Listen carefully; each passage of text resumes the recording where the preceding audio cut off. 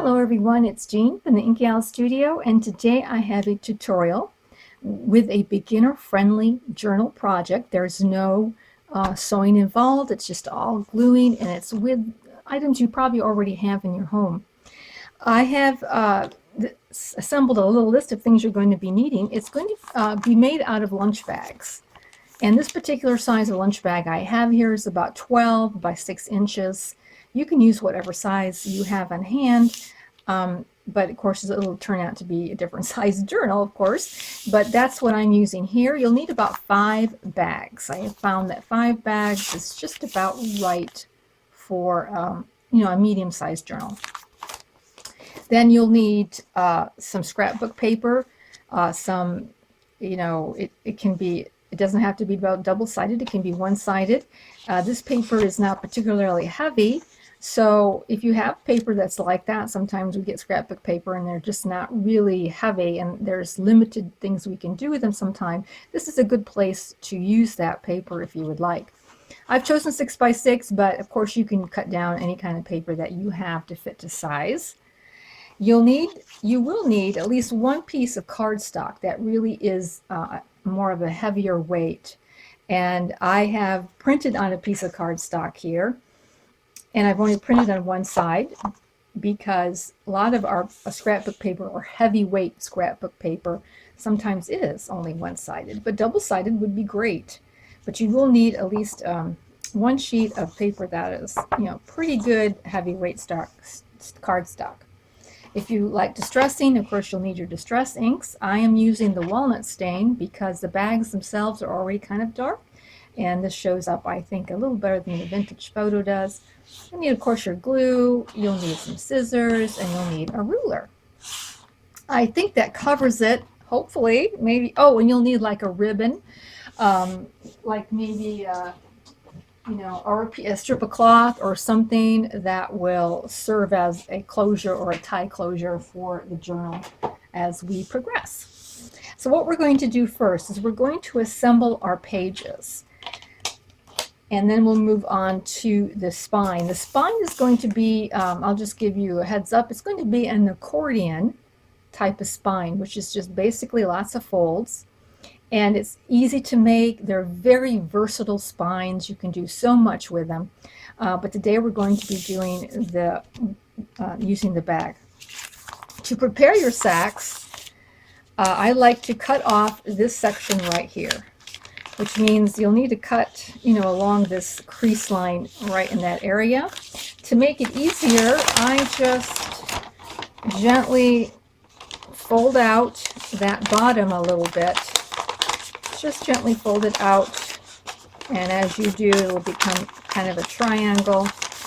And I keep the inside fold there, and I don't, press down on it because I have another purpose for it later on. If you intend to just throw it out, you can press down. But I want this to be flat enough to fit underneath my paper trimmer. And more than likely, no matter what kind of paper trimmer you have, you'll need a little place there for it to be flat by that seam. I'm going to line that seam up right there and make sure this is kind of even up against that bar. And we're going to just cut that off like that. Now don't throw these away. These can be used again. They make kind of a fun little pocket that you can stuff by gluing the back onto a base and then just having it pop open like that. It's really cute. So we may even use one of these in our journal as we go along. So I don't throw mine out, I keep them. The next thing I'm going to do is I'm going to look here at the top. Now these paper bags have so many tears. This one's not as bad as some of the other ones, but right up here where this paper is sort of jaggedly cut off and with a thumb notch, it seems to be very weak up there. So I'm going to go ahead and cut that portion off because I just don't want it. There's one over here that's already starting. So I'm cutting it off. Now when I cut it off, I'm going to make sure I keep track of the measurement so that I cut each one the same amount off. So let's put it on the board, cutting board again, and I notice it's going to be right up to that first line, about a ½ inch there, that I am going to be cutting off. Make sure that it's straight. And this to me then I think makes it a little stronger. You may not have to do that, but that's kind of what I'm doing there. Now I'm going to determine my pocket, because each of these pages will have a pocket at least on one side. If you'll notice, on one side it's seamless. On the other side there is a bit of a seam. You can see here there's like a little bit of a seam that kind of runs up. Sometimes, most of the time, it's not really glued all the way down. I'm going to make that the inside of the pocket. That way I'm not going to have to fuss with it and have it show here on this folded up spot. I'm going to measure my pockets, and it's just a number I picked. I picked 3 inches. You know, you can pick whatever number you would like. Probably need at least 2.5, I would say, for most ephemera. But we're just going to fold that down at the 3-inch mark there. Now I'm going to get my 6x6 paper. Now at this point, if you're not using 6x6 paper, you don't even have to do anything. But I'm going to be putting this over here as I would decorate this one page on without the pocket. How would that look? So I see that I have a pretty big gap up here, and either I can further decorate that with something. Maybe I could put a strip of washi tape down there. You know, I guess there's a lot of things I could do, but I'm going to make it easy on myself, and I'm going to say that I'm just going to cut this bag down a little further. And again, I'm only doing this because I'm using this size of paper, so I'm going to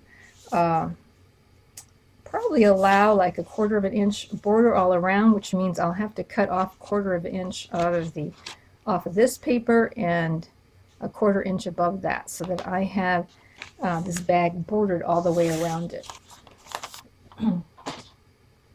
And so that amount is going to be 3/4 inch, like so.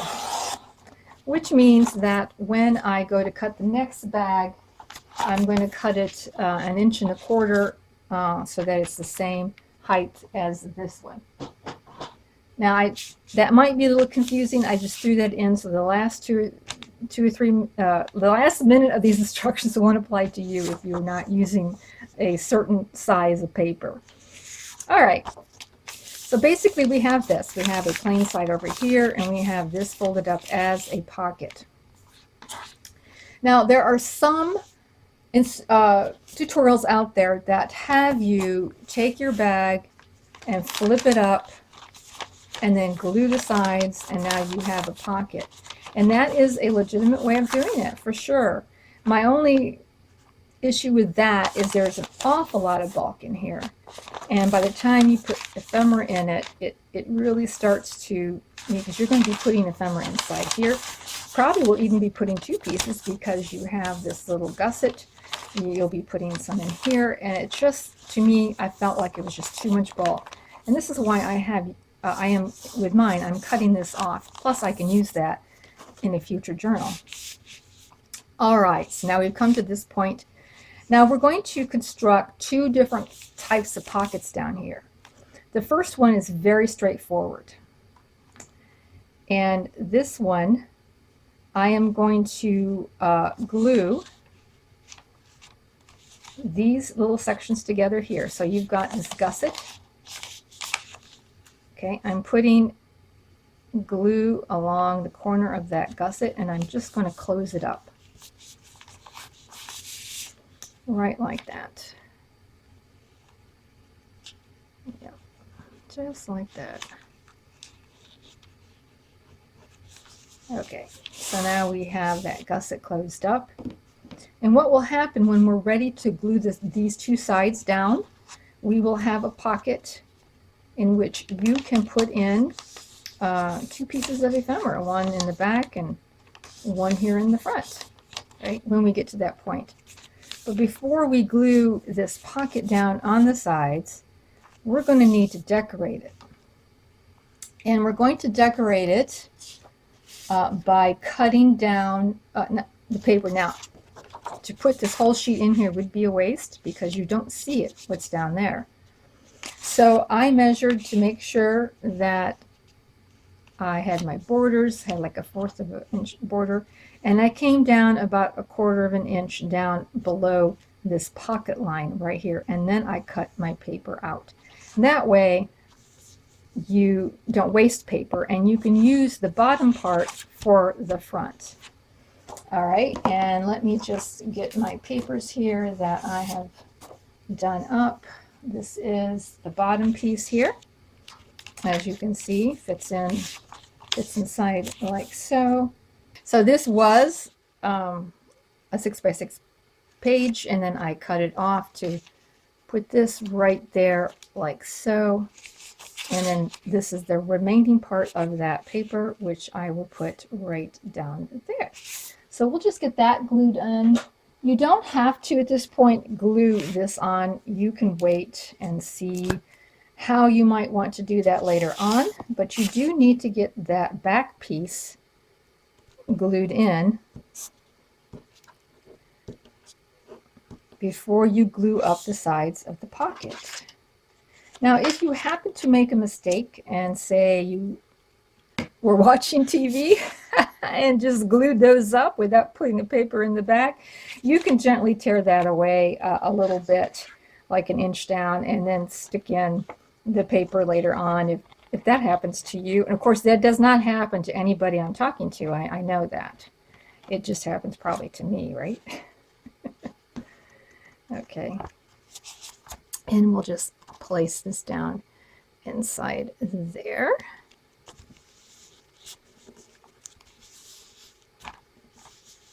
All right, and so there's that done.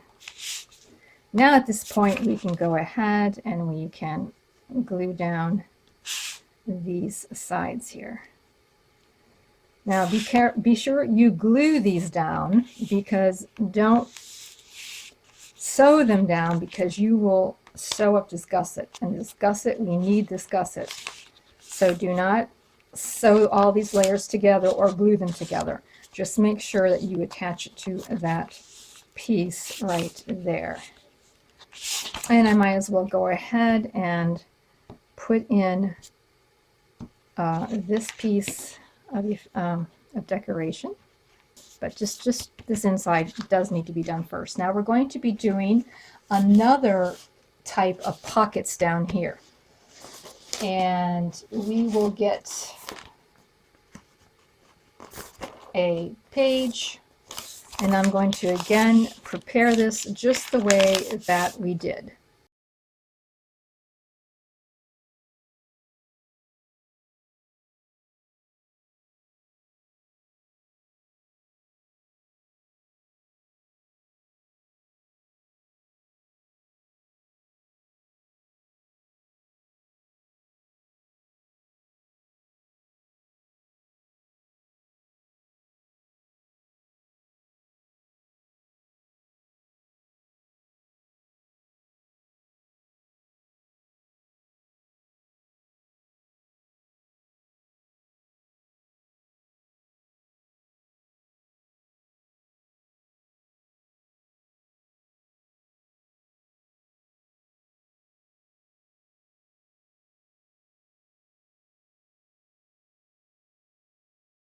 Before we do that, we're going to go inside and we're going to make a slit right along.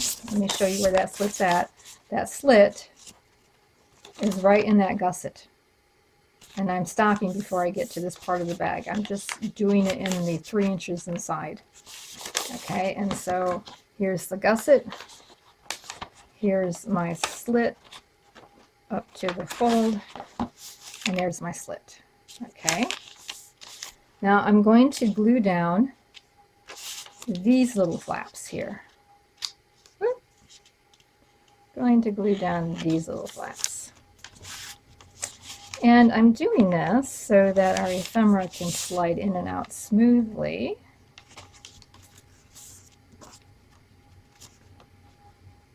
I suppose possibly could get away with not gluing them down, but I'm just going to give that a try like that. Okay, so now those are glued down. Okay, I want the opening to be on my right sides, so I'm going to come in here and I'm going to glue the left side shut, and I'm going to glue all the way across the top like that. All right, now I have a pocket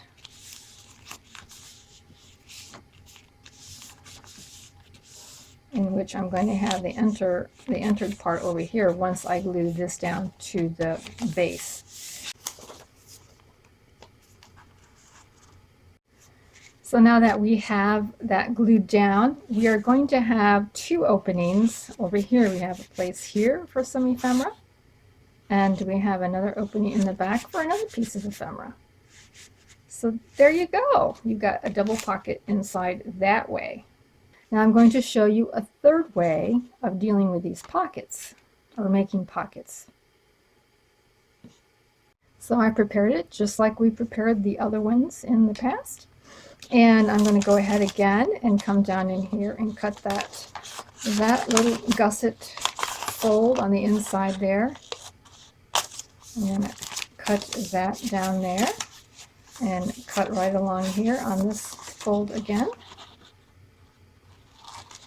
like that. I'm going to go ahead and glue this in, glue these flaps down like we did on the past one.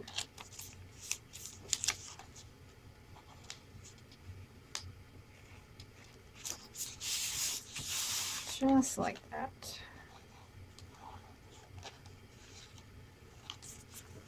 Okay. All right. Now this time, again, I'm going to make my opening on the right because this is where I want my ephemera. Well, you'll find out why it has to be on the same side later, but I'm doing all my openings on the right-hand side. I am going to glue right along here and along here, like that. Okay, so now this creates that pocket there on the side.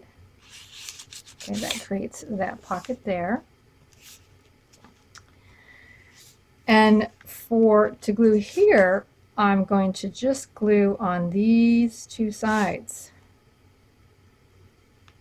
That's it. That's it, just like that. And now by doing this, we have a pocket here on the top, and we have a pocket here on the side. Okay. So that is a third way to make a pocket. I'm going to stop right here, and next time we get together, I'm going to be doing the spine and showing how to attach all these pages to the accordion spine. So thank you so much for viewing, and please subscribe so you can see part 2 and hit that bell so you know when part 2 will be up. And we will talk to you real soon. Have a great day. Bye.